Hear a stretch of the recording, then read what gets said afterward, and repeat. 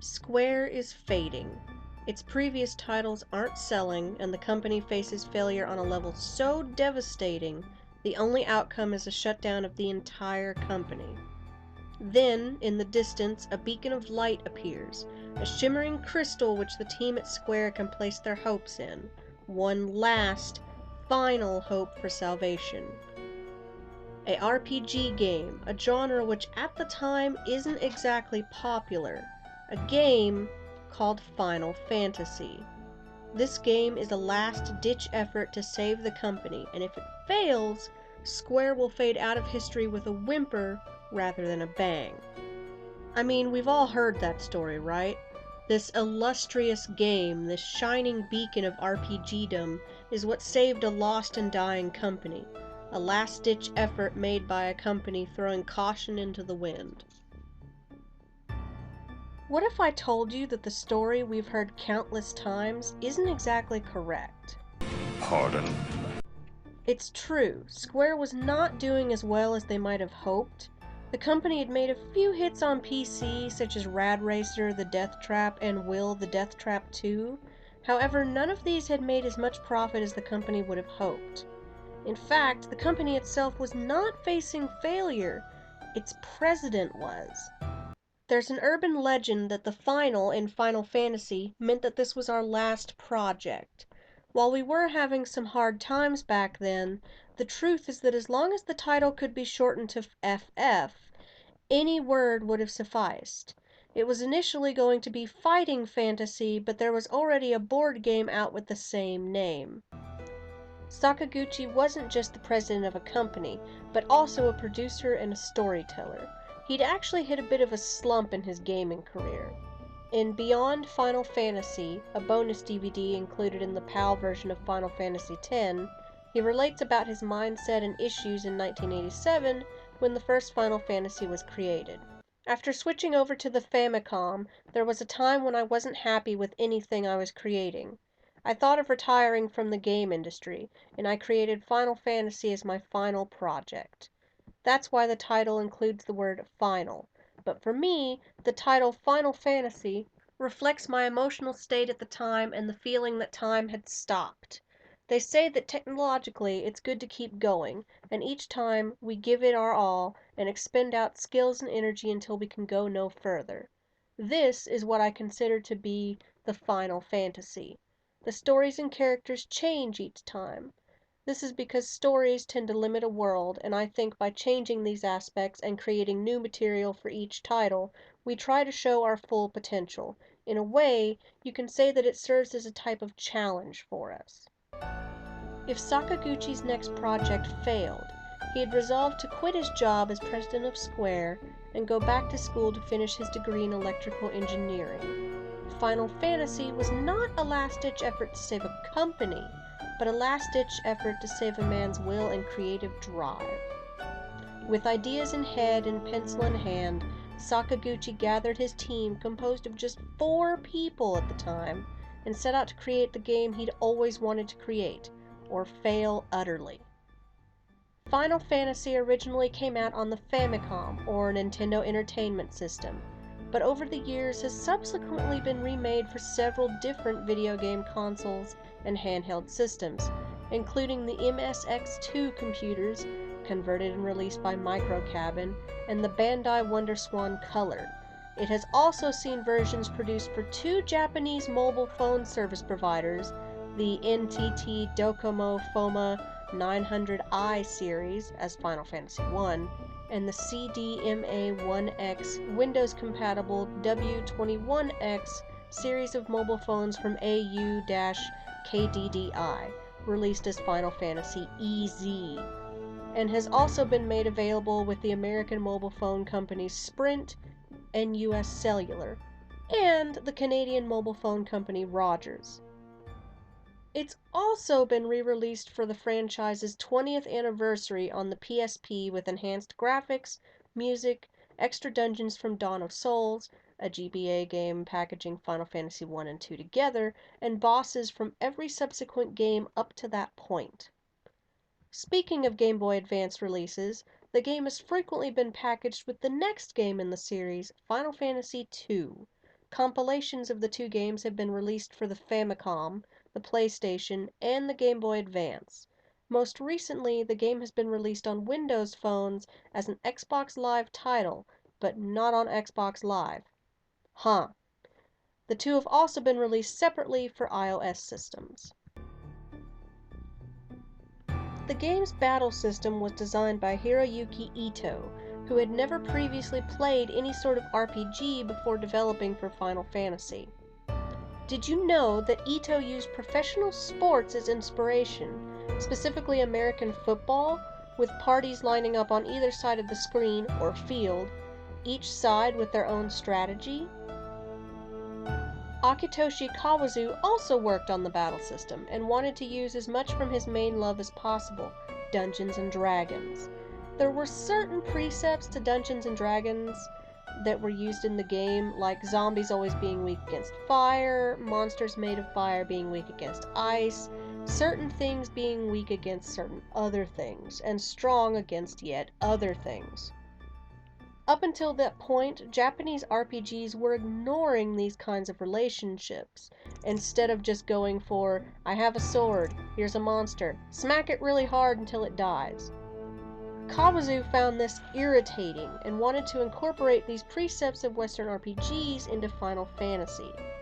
In fact, his love of D&D was so great that the game's almost entire bestiary is taken from the first edition of Dungeons & Dragons, including the Mind Flayer and the Ochu.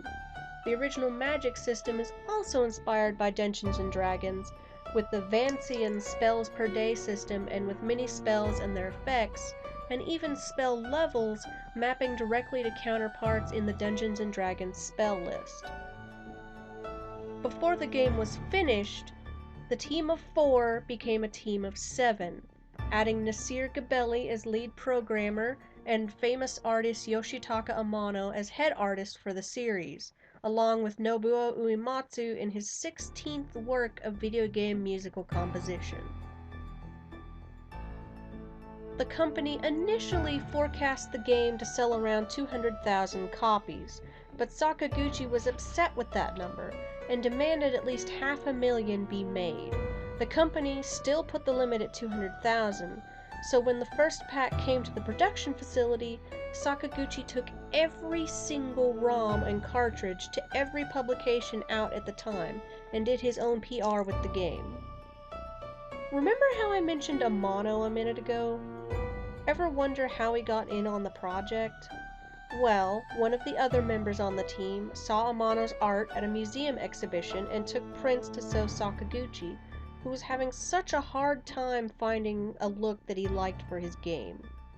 As soon as he saw Amano's flowing lines, he supposedly stood up from his desk and exclaimed, "That is the man I want doing the artwork for our game." Amano had never done game design. As an artist that specializes in printmaking, it's hard for his designs to be transferred to a moving medium. He did make some art for Gatchaman and a few other anime at the time, like Tekama and the Space Knight, Hutch the Honeybee, and Kashan. He'd been a freelance artist since 1982 and was finding great success at doing illustrations for authors, and worked on best-selling novel series such as the Gawain Saga and Vampire Hunter D, which he still works on to this day. Amano designed the title logo, characters, and enemies from Final Fantasies 1 through 8. Amano still does the title logo for almost every game in the franchise, including the spin-off games, and still even does promotional artwork and his own interpretations of character designs, but the main character artwork and monster design is now done by Tetsuya Nomura, who you might know from Kingdom Hearts fame. He actually got his start during production of Final Fantasy V and has been with the company ever since. I suppose after all this history you'd like to learn something about the lore of the game, wouldn't you? Now, I need to warn you, this and every other brief history of Final Fantasy will have spoilers for every game in the franchise I'm going to cover. I'm not usually one who harps about 25-year-old spoilers, but our first game in the franchise is a very interesting case. Not only does the first game contain its own story and lore, but that lore is deeply tied to Final Fantasy Dissidia as a whole, as well as tied to a new mobile spin-off game called Final Fantasy Mobius. Unfortunately, there isn't any information I can really give you on Mobius other than a few scant details. Now, if someone wants to rip all of the cutscenes from the game and hope against hope translate them, or at least give me a story summary, I can do a video more on that. But I don't speak Japanese or read it, so I can't give you any details on it, other than saying it's in the same universe, we have another Warrior of Light, Princess Sarah, and Garland all show up, but that's all I can tell you because that's really all that's been released to the Western audience.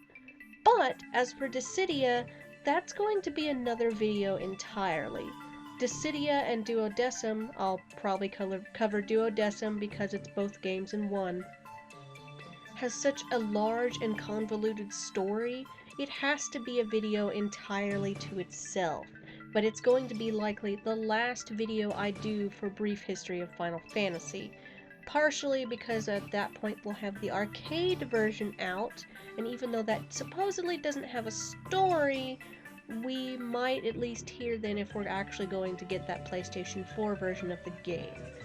We'll just have to see how that turns out. Final Fantasy takes place in an unnamed fantasy world, referred to as World A in Dissidia, with 3 large continents.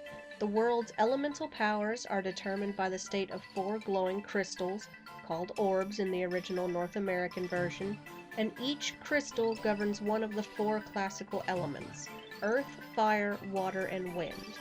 About 4 centuries ago, a group of people known as the Lufenian used the wind crystal's power to craft a giant flying fortress and airships, and watched their country decline as the wind crystal went dark. Tiamat, the Fiend of Wind, waged a battle against them, taking over their flying fortress and a tower called the Mirage Tower. A Lufenian called Cid hit an airship on the south continent. About 2 centuries ago, Kraken, the Fiend of Water, used violent storms to sink the water shrine that served as the center of an ocean-based civilization. He used this shrine as his personal hideout and to darken the water crystal. Shortly before the start of the game, Lich, the Fiend of Earth, darkens the Earth crystal and plagues Melmond as the plains and vegetation decay. Once upon a time in the land of Melmond, the splendor of vegetation decayed. At an unspecified point, a sage called Lucan tells of a prophecy that 4 warriors of light will save the world in a time of darkness. Marlith, the Fiend of Fire, awakens 2 centuries early as a response to the Warriors of Light appearance, and darkens the Crystal of Fire. The 4 Warriors of Light appear, each carrying a darkened crystal, and arrive at Cornelia, a powerful kingdom that has witnessed the kidnapping of its princess, Sarah, by a rogue knight named Garland who wants to conquer the kingdom. The Warriors of Light travel to the ruined Chaos Shrine in the corner of Cornelia, defeat Garland, and return Princess Sarah home. The grateful King of Cornelia rebuilds the drawbridge, enabling the Warriors of Light passage east of the country. Traveling east, the Warriors of Light learn of a dark elf wizard named Astos, who has been terrorizing the area surrounding the southern continent's inland sea, Elfheim, stealing a crystal the witch Matoya needs for her sight, and putting the Prince of the Elves into a coma, stealing the crown of a minor western king on the way.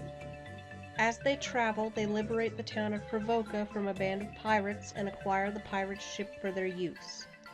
They retrieve the stolen crown, only to find the minor king was actually Astos. Defeating him, the Warriors of Light recover Matoya's crystal and return it to the witch, who makes them an herb, a jolt tonic in later releases, to awaken the elven prince. The prince gives the warriors the mystic key, with which they travel to Castle Cornelia and retrieve the nitro powder, or TNT in the old version, which they take to the dwarves to help them finish a canal they've been building.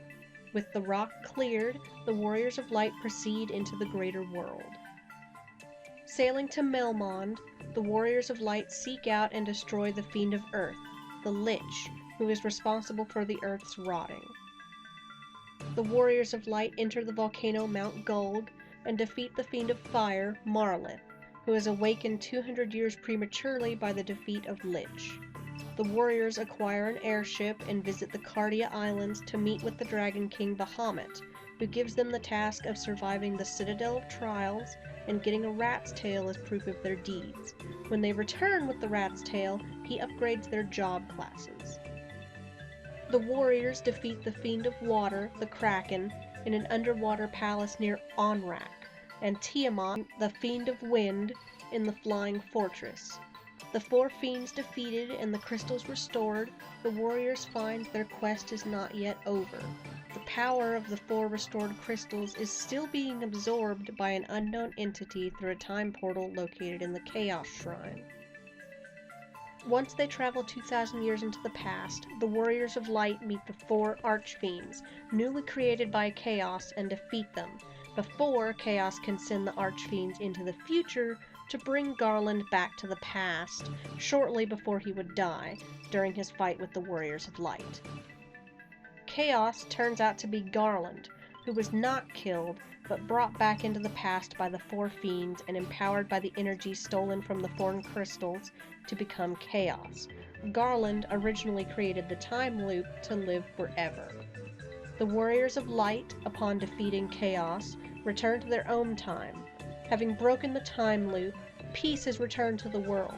However, all the people in the world are unaware of the entire ordeal having taken place, except for the Warriors of Light themselves. Order has been restored and the darkness has been vanquished. Even Garland has never succumbed to the darkness in his heart and still loyally serves Cornelia and Sarah as her main knight. Whew, did you get all of that? The game lays out the foundation for future installments by introducing Warriors of Light who are chosen by a crystal to save the world. True to its name, fantasy elements are highly present, wanting to show a fantastical world which players would traverse through and explore. The Nintendo version includes some futuristic settings in the later parts of the game, which were toned down in redesigns when the game was ported to other platforms with enhanced graphics. However, since its inception, the series has been a mix of futuristic and medieval elements, such as the hardest enemy of the original Final Fantasy being a robot called the War Mech or Omega. Such deconstruction and rebuilding of a trope at a time where similar games like Dragon Quest, Legend of Zelda, and Hylide shared many of the same tales, but their quests always ended upon the rescue of a princess and slaying of the antagonist. Final Fantasy desired to show there being more than the completion of just that one quest, not in the gameplay, but in the reward of a story as the game progresses. In North America, we got the game largely untouched, other than a few minor instances. Some of the recurring aspects of the Final Fantasy series did not appear until later on. The original Final Fantasy did not feature a character named Cid until Cid of the Lufane was first mentioned in the Dawn of Souls remake. Since Chocobos were only introduced in Final Fantasy II, this is also the only game not to feature Chocobos, and is one of only 3 main series games not to feature Moogles, as these were introduced in Final Fantasy III, with them being absent in Final Fantasy II and Final Fantasy IV. The Nintendo edition has a slight reference to another major RPG of the time, Dragon Quest. In the city of Elfheim, one headstone reads, "Here lies Erdrick." Erdrick was referenced often in the original Dragon Quest and is the protagonist of Dragon Quest III. This reference was originally Link in our version, but it was changed in later versions back to Erdrick. These versions included Final Fantasy Origins, the Dawn of Souls version, and Final Fantasy's 20th Anniversary Edition for PSP and iOS. Additionally, many of the elves seen in the PSP version have an uncanny resemblance to Link. Final Fantasy proved so popular in Japan and the West that a sequel was immediately ordered, and Final Fantasy II came out the very next year. Not bad for a man whose hopes and dreams were riding on the game's success. However, the game wasn't exactly the most polished on the market. Some parts of it just didn't work, others resulted in famous glitches like the Invisible Woman of Cornelia, or glitches infecting character stats. Spells such as Temper, which increases attack and is renamed Steel in later games, and Saber, which increases the caster's attack by 16 points and their accuracy by 10 points, do absolutely nothing. Another spell, called Dispel, which takes away status buffs, does not have any effect on enemies and only works if cast on the party.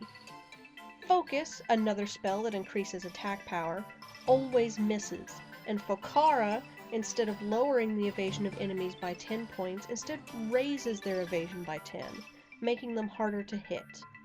Equipment bugs tended to make it so that certain weapons did not cause more damage for their enemy sets. For example, Flame Sword does not inflict more damage on fire-weak, undead, or regenerative enemies like it should. The Invisible Woman of Cornelia glitch is just how it sounds, a character whose sprite is impossible to see due to a bug. Most of the glitches have been fixed in later remakes, apart from the critical hit bug, leading to the assumption it was a conscious choice by the programmers, and thus can no longer be viewed as a glitch. The remakes also add some of their own bugs as well. For example, in the Dawn of Souls Whisperweed Cove dungeon, the Angel Ring can never be obtained, as a piece of the floor that's supposed to lead to it never appears. Next time, we go from time travel to fighting back against an unjust tyrant when Final Fantasy II hits the stage. Feel free to like this video and subscribe to my channel. And remember, the world is square. Hey guys, if you like reviews or anime, you should check out my friend Dan's channel, called That Kaito Dan. He does reviews of Rooster Teeth's anime series RWBY, starting with Volume 2, and is covering every episode as it airs. He also does a segment called Kaito Chats, where he discusses video games and anime that are coming out that pique his interest. Go give his videos a watch if you're interested.